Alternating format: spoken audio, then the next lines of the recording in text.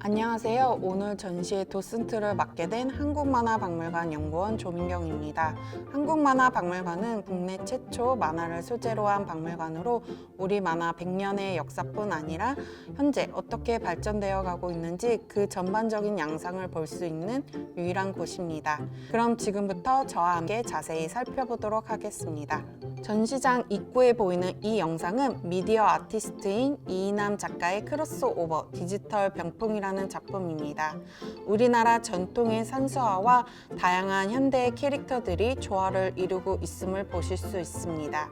이 작품은 과거와 현재의 만남이라는 의미를 담고 있으며 만화를 중심으로 과거, 현재, 미래를 연결하고자 하는 박물관의 이념이 잘 담겨져 있어 저희 인트로 작품으로 선정되었습니다.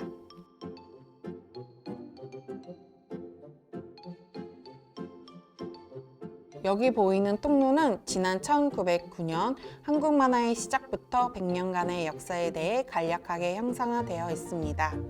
만화가들에게 만화란 무엇인가 질문을 던져 얻은 답들이 양쪽 공간에 나오고 있습니다.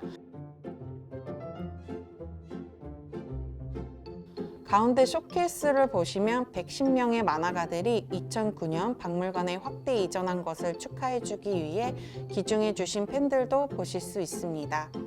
네, 여기 보이시는 이 마우스 같은 경우에는 좋아하면 울리는 그리고 오디션을 만드신 작가님이신 청계현 작가님의 것인데요. 웹툰의 시대에 들어서서 컴퓨터로 그림을 그리는 만화의 시대를 상징적으로 보여주고 있습니다. 이 태블릿 같은 경우에는 송곳과 지옥을 만드신 최규석 작가님의 것인데요. 시대가 변하면서 만화를 보는 방법이 달라지듯이 작가님들의 작업 도구 또한 변한 것을 보실 수 있습니다. 이제 안쪽으로 들어가서 본격적으로 한국 만화 100년 역사에 대해 살펴보도록 하겠습니다. 무려 100년을 넘어서고 있는 한국 만화의 역사. 그렇다면 우리 만화의 최초의 작품은 언제 어떤 작품일까요? 여기 앞에 보이는 1909년 대한민보에 실렸던 이도영의 서파가 바로 최초의 만화로 지정된 만화입니다. 그림 속 신사의 입에서 포물선을 그리며 말로 이어지는 저 선은 오늘날 만화의 말풍선 역할을 한다고 볼 수 있습니다. 애국단체였던 대한민보가 나아가야 할 방향성을 사행시로 표현하고 있는 모습입니다. 이 그림이 나온 신문을 촉세본으로 보실 수 있습니다. 이도영 선생님이 이 서파를 시작으로 디지털 액자에 보이는 작품들을 꾸준히 연재하셨는데 대한민보가 폐간이 되면서 이도영 선생님 작품도 서파도 역사 속으로 사라지게 되었습니다. 그 다음에 안석주의 만문만화를 보시겠습니다. 만문만화란 흐트러진 글에 흐트러진 그림이라는 뜻입니다. 만문만화는 화자가 직접 말을 하는 것이 아니라 제3의 서술자가 있고 이 서술자가 그림 내 상황을 바라보며 이야기하는 방식을 취했습니다. 여기 보시면 왼쪽에는 그림이 그리고 오른쪽에는 이렇게 글이 서술되는 형식을 취합니다. 주로 사치와 남녀의 허례허식 등을 비꼬는 식의 풍자의 내용이 주였던 만문만화는 1941년 발발한 태평양 전쟁 이후 일제의 언론 탄압에 의해 신의 색을 띤 만화를 제외하곤 전차 다 사라져가며 맥이 끊기게 되었습니다.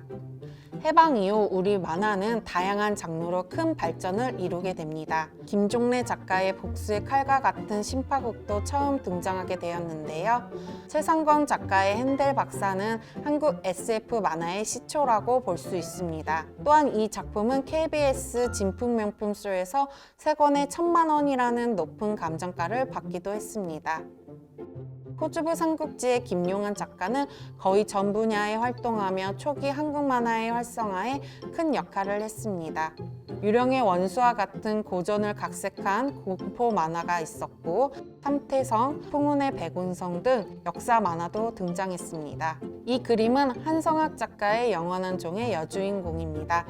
커다란 눈과 인형 같은 얼굴로 초기 순정 만화의 형태를 볼 수 있습니다. 만화 등록 문화재가 되다. 오른쪽부터 보시면 엄마 찾아 산만리, 고바우 영감, 포주부 삼국지, 토끼와 원숭이가 있습니다. 이 4개의 작품이 우리나라 만화 문화재로 등록되어 있습니다. 1958년에 나온 김종래 선생님의 엄마 찾아 산만리는 아빠 때문에 엄마가 멀리 떠나게 돼서 주인공이 엄마를 찾아 떠나는 내용입니다. 그 다음에 김성한 작가의 고바우 영감을 보시겠습니다. 고바우 영감은 1950년부터 2000년까지 50년 동안 연재되어 최장수 연재 만화로 한국 기네스북에 오르기도 했습니다. 고바우 영감의 트레이드 마크는 한 올의 머리카락인데 화가 나면 이 머리가 구불구불하게 말립니다. 고바우 영감이 화가 날 때는 사회, 경제, 정치 등의 문제가 생겼을 때였는데요. 당시 외신 기자들 사이에서 고바우 영감이 신문에 실리지 않는 날은 한국에서 특종이 터지는 날, 즉 한국 정부에서 무언가 감출 일이 생긴 날이라는 말까지 떠돌기도 하였습니다. 포주부 삼국지와 토끼와 원숭이를 보겠습니다. 두 작품 모두 김용한 선생님이 만드신 만화입니다. 두 작품이나 문화재에 등록되어 있다니 이 당시에 얼마나 인기가 많았던 작가님이신지 알 수 있습니다.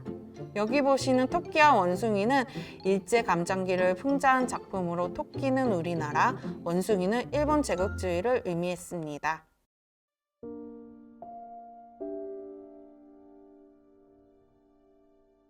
한국 전쟁으로 인해 한창 성장하고 있는 만화 문화는 크게 쇠퇴하게 됩니다. 그러나 전쟁통에도 대구, 부산 등 피난지에서 얇은 만화 묶음이 출간되며 그 명맥을 이어갔습니다.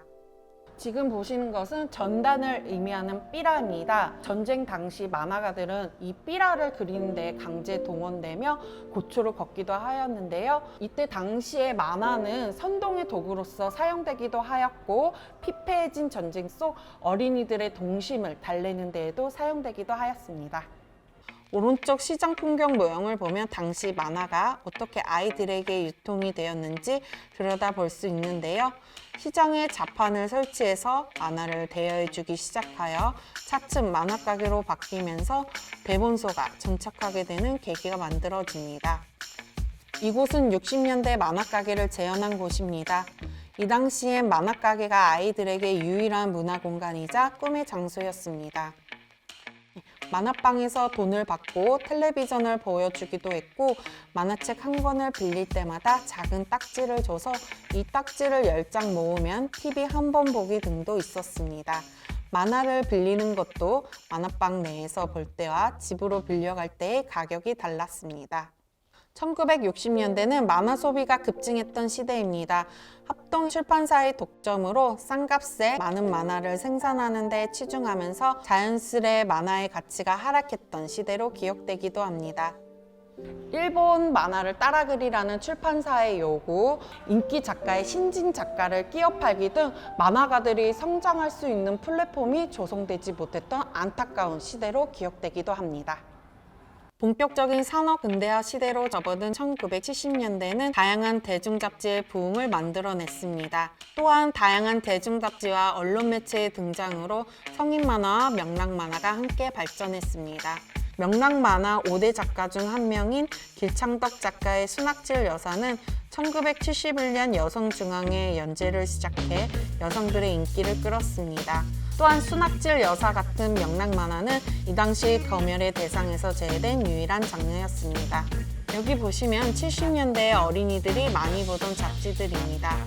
새소년, 소년중앙, 어깨동무 잡지 등이 있는데 로봇집바는 1979년 소년중앙에 연재된 신문수 작가의 만화로 2010년에는 KBS의 애니메이션으로도 방영했습니다.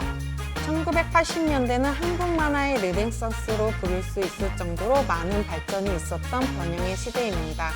김수정 작가의 아기 공룡 둘리, 이진주 작가의 달려라 하니 등 다양한 만화가 탄생한 시기이기도 한데요. 이현세 작가의 공포의 외인보다는 엄청난 인기에 힘입어 여러 차례 영화와 드라마로 제작되기도 했는데요. 만화의 검열이 급심했던 당시 검열관이 작품을 너무 재밌게 읽어 검열을 꼼꼼히 하지 못했다는 에피소드도 있었습니다. 앞에 보이시는 펜촉들과 국어사전은 역사 만화가 이도호 작가의 것인데요. 펜촉은 임꺽정을 그릴 당시 실제 사용했던 것들로 사용했던 양의 일부만 전시되어 있습니다. 1990년대는 만화 전문 잡지들의 등장으로 공모전 등을 통해 신진 만화들의 데뷔가 쉬워지고 플랫폼이 탄탄해졌습니다. 어린이, 여성, 성인 등 다양한 계층을 대상으로 한 잡지들이 출판되었고 당시 인기를 끌었던 링크 챔프 등 순정 만화 잡지들을 보실 수 있습니다. 그 다음 순정 만화계의 대모라고 불리우는 황미나 작가님의 레드문은 주목할 만한데요. 자세히 보시면은 순정의 SF 장르를 접목시켜 이때 당시에 장르가 취약했던 순정 만화계의 새로운 바람을 불러일으킨 작품이라고 볼 수 있습니다. 천장에 보이는 로봇 찌빠는 한국형 인공지능 로봇입니다. 그리고 아래 아이가 88인데요. 찌빠가 88인의 집에 떨어지면서 벌어지는 에피소드들이 만화에 담겨져 있습니다. 2000년대로 들어서 만화는 웹툰의 시대를 맞이하게 되었습니다. 이제 책의 페이지를 넘겨보는 형식이 아닌 모니터 속 만화를 마우스로 길게 내려가면서 보는 세로보기의 형식인 새로운 만화가 등장한 것입니다. 현재 대중의 선택을 받은 많은 웹툰들이 영화, 드라마 등으로 제작되고 있으며 다양한 문화 산업 장르와 결합해 새로운 문화 콘텐츠들을 생산해내고 있습니다.